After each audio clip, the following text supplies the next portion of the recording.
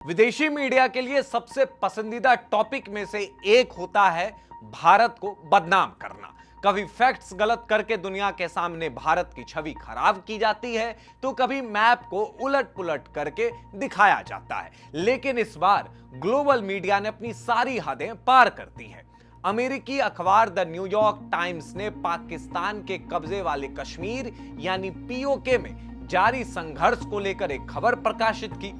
यहां तक तो सब कुछ ठीक था, लेकिन ब्लंडर हेडलाइन में हुई। इस रिपोर्ट के हेडलाइन में अखबार ने पीओके के लिए पाकिस्तानी कश्मीर शब्दों का इस्तेमाल किया। मैं इसे गलती या ब्लंडर भी नहीं कहूंगा, यह सोची समझी एक साजिश है। भारत ने इस भ्रामक और गलत शब्दावली का बेहद कड़ा ऐतराज जताया। मैं वो हेडलाइन आपको पढ़कर बताता हूं।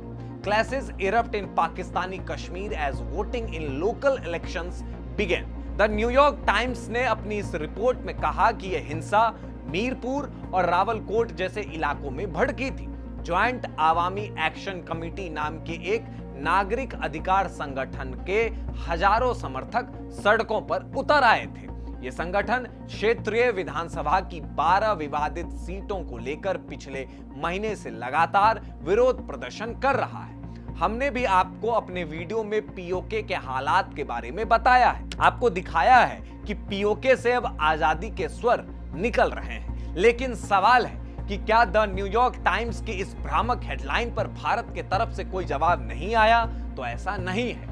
अमेरिका स्थित भारतीय दूतावास ने सोशल मीडिया प्लेटफॉर्म एक्स पर पोस्ट कर इस बात की कड़ी निंदा की। भारतीय दूतावास ने स्पष्ट किया कि दुनिया में पाकिस्तानी कश्मीर नाम का कोई क्षेत्र नहीं है, बल्कि यह केवल पाकिस्तान ऑक्यूपाइड कश्मीर यानी पीओके है। और यह बात आज से नहीं बल्कि आजादी के बाद से भारत की ओर से लगातार कही जाती है कि पाकिस्तान ने अवैध रूप से जम्मू कश्मीर के कुछ हिस्सों पर कब्जा कर रखा है। उसके इतिहास में आज हम नहीं जाएंगे। भारतीय दूतावास ने अपने आधिकारिक बयान में इस चीज को दोहराया कि जम्मू कश्मीर और लद्दाख हमेशा से भारत के अभिन्न और अविभाज्य अंग रहे हैं। ये हिस्से हमेशा भारत के थे, हैं और आगे भी हमेशा भारत के ही रहेंगे। आपको अमित शाह का वो बयान भी याद होगा जब संसद में आर्टिकल 370 हटाया जा रहा था। तब उन्होंने कहा था कि जब भी जम्मू कश्मीर की बात होती है तो उसमें पीओके और अक्साई चीन भी शामिल है।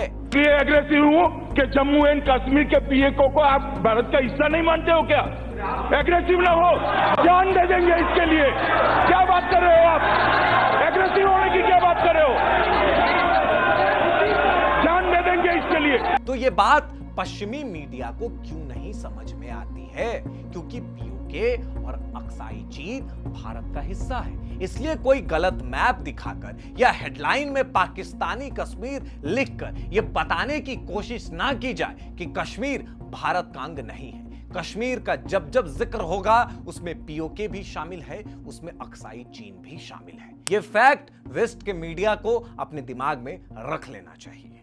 हर बार गलत मैप दिखाने से आप गलत को सही साबित नहीं कर सकते हैं। इस रिपोर्ट पर आपकी क्या प्रतिक्रिया है, हमें कमेंट बॉक्स में जरूर बताएं।